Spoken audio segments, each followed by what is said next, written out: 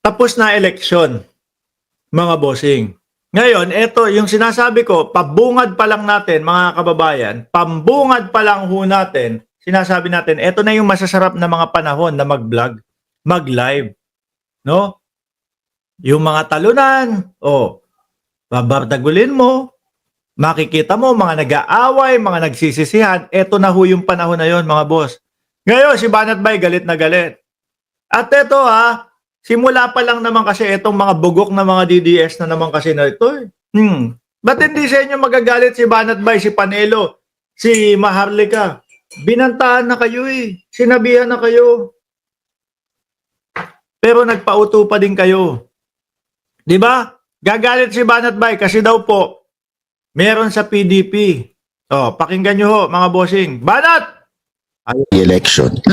Yan, unang banat pa lang ni Banat Bay. Before the election, Few days before the election, lumapit na po yan kung kani-kaninong Duterte, allegedly. Pero lumapit na po siya para talagang pumanig sa Duterte. And walang kumagat sa kanya. Sino kaya yon? Jaime Marcos at Villar? Ano po? Kasi sila yung nandoon eh. Walang kumagat. Wala pong kumagat sa kanya doon sa Duterte na. Kasi nga, doon sa Duterte. Nilapitan yung Duterte, tatlo panalo, Marcoleta, Bongo, at si Bato. Yung 7 talo. Masaya daw ang DDS. Walang kumagat. No, Arman Flores, salamat po sa inyong super sticker. Anong petsa ba ngayon? Ba't ang dami yung nagpapalipad dyan? Anyway, salamat to sa inyong mga palipad at salamat po sa inyong mga super sticker. Sir Arman Flores. Nilapitan yung Duterte, walang kumagat. Kasi nga naman mga kababayan, tayo nga dito eh. Mukhang malabong makapasok eh. Tapos magsisingit pa tayo. Nung mga may sinabi sa politika, hindi naman po natin maikakaila, mga bossing Chipamo, sir, na si Jaime Marcos, na si Villar, may mga sinabi ho yan sa politika, mga kababayan. Sila ho puro mga pipitsu. Hindi. Pag inihanay mo doon sa mga tumatakbong senador. Di po ba? So, ang mangyayari, mauungusan nga naman. Kaya, yung Duterte, hindi papayag. Di ba? Duterte lang pala. Oo. sama-sama sila dyan eh. Sama-sama sila sana. Sama-sama po silang aangat. Sama-sama po. Kaya nga black ang kanilang Duterte talaga hanggang doon. Di ba? Kaya yun yung sinisigaw ni Kitty. Duterte tayo. Duterte tayo. Sabi po ni Tatay Digong, kapag kinalimutan nyo po ang Duterte, magkalimutan na po tayo. Ano ginawa nyo doon sa 7 nyo, mga Duterte? Mga kasulid, ba't nilaglag nyo yung mga kasulid ninyo? 10 daw para mapauwi si tatay. Ang ginawa nyo, 3 lang. Di ba? Tapos ang ibinoto nyo, Jaime Marcos at Villar. Dahil ako mga kababayan, naniniwala ako dyan sa dalawa na yan, negative po sa mga loyalista yan. Negative po sa mga sumusuporta sa gobyerno yan. Di po ba? Ayun, yan po ay kinatatakutan ni Panelo, mga kababayan.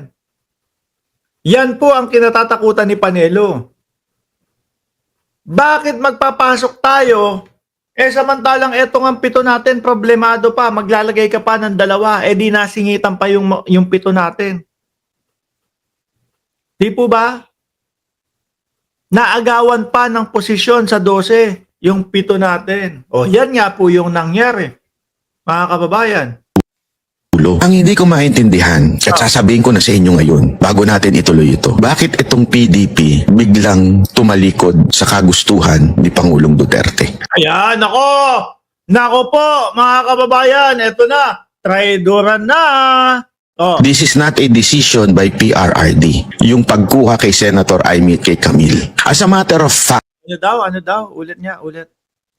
Atras natin. Yung pagkuha kay Jaime at kay Villar. Ni Pangulong Duterte. This is not a decision by PRRD. Yung Sabi ko naman sa inyo yung mga DDS dito, suled kami kay dating Pangulong Duterte. Nagsalita si Hanilet Ano sabi nung nagtanong kay Hanilet, ano po masasabi ninyo doon sa hearing ni Amy Marcos?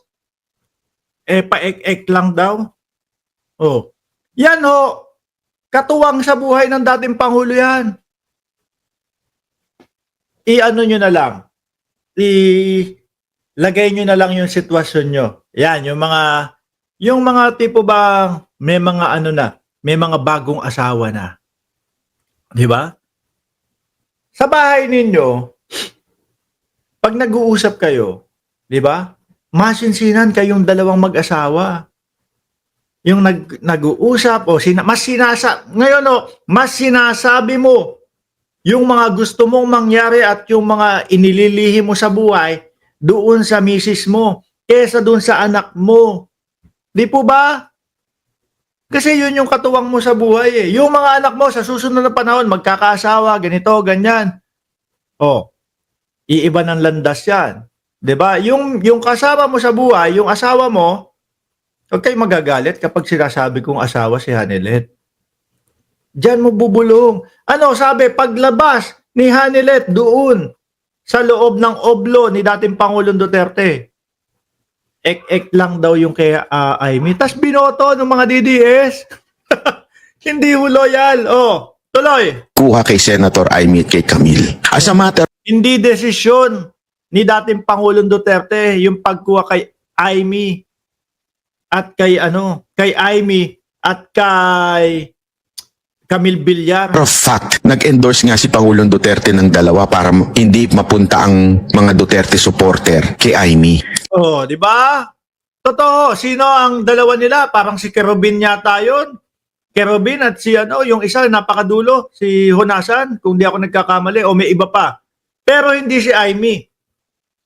Ang nasa listahan po nung mga PDP, 10, yung Duterte nasa taas. Tapos may nakalusulat sa ilalim, PRRD na 2. Tapos dito sa 2, Inday Sara Duterte, Amy at Villar. So sa madaling salita, si BP Sara ang tinutukoy ni Banat Bay na nag-traitor sa PDP. Last minute nagkagulo-gulo ho ang PDP. Gulo-gulo na, gulo-gulo. Tapos masaya daw po sila. 7 talo sa kanila. Merong isang animal dyan na Iisa yung mga lengguwahe niyo Yung 20 pesos na bigas panghayop. Tapos ito naman si Banat Bay. Merong isang animal dyan. Di ba? Si Inday Sara Duterte, yung ilalabas po na 20 pesos na bigas ay panghayop. Tapos si Banat Bay, yung isang animal dyan. traidor, nagdesisyon mag-isa without the consent, especially of the Duterte na PDP members. Yung Nako po. Without the consent of PDP members. Siyempre, ilalabas mo na yung mga miyembro, yung mga kumakandidato. Di po ba? Sino po ba ang unang narinig natin na nag-endorso kay Amy at kay Villar? Di ba? Ang vice-presidente po. Ang sabi niya dito, may nagmagaling, no? Kahit walang consent ng mga miyembro ng PDP. Nagmagaling. Kahit hindi tinanong ang PDP. Si Sara yun. nangyari dito sa PDP na ito, na allegedly merong malaking bayarang naganap para lamang maipasok itong dalawang kandidatong in-endorse nila. May bayaran pa?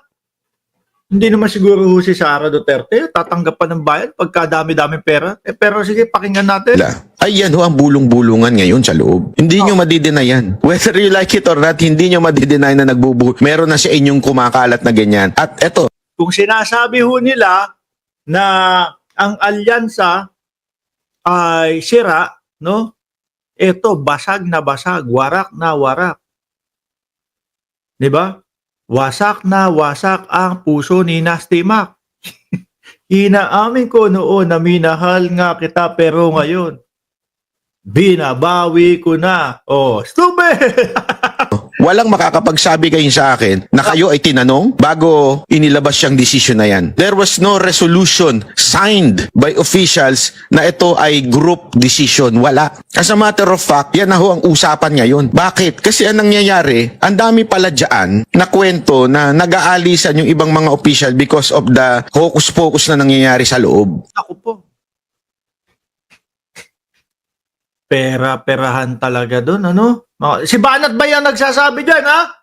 Oh, pinapakinggan lang natin yung sinasabi ni Banat Bay. Ang sabi nga nung kausap ko, dapat ang alisin yung corrupt. Hindi yung aalis yung may prinsipyo. Ito nga, yung pinapa-impeach yung Vice Presidente. Ako, nananawagan ako sa ating presidente ng PDP, kay Pangulong Duterte at itong kanyang Senator Robin Padilla. Itama niyo ho ito.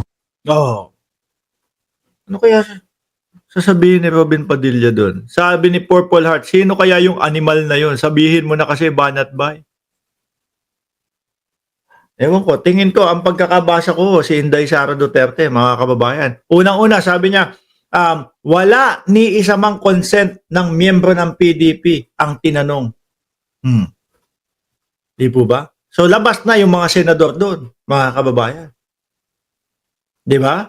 O, hindi miyembro ng PDP. Ngayon,